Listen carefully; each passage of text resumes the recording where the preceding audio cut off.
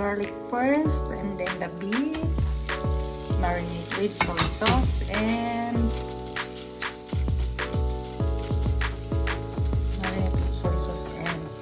black pepper.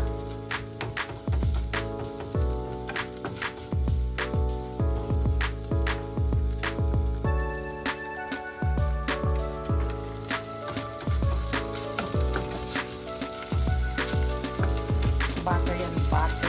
And the soy sauce.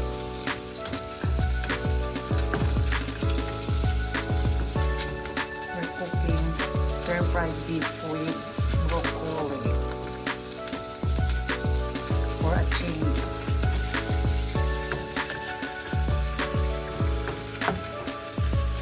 You know guys, kapag nagbablog kayo para kayong siraulo, talking yourself alone, talking the camera, talking the pots, talking the frying pan, talking the food, talking the meat.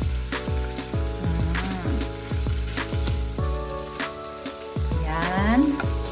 Next natin ilalagay ang ating stir fry sauce because naubusan ako ng oyster sauce.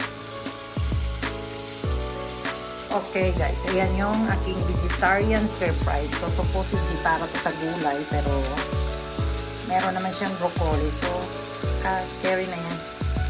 Talo-talo na yan. Yum. Yum.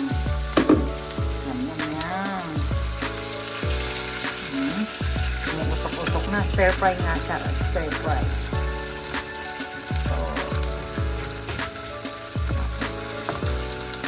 Sa inyo mamaya kung gaano yan kayam pag naluto. Hirap nang mag-video mag-isa, no? Ayan. Pang 1 person lang yan, guys. So, ayan yung ating onion. Lalagay na natin kasi baka ayan. It smells nice. Yan yung ating broccoli. Huwag na din patagalin sa apoy kasi minute steak daw, 2 minutes steak.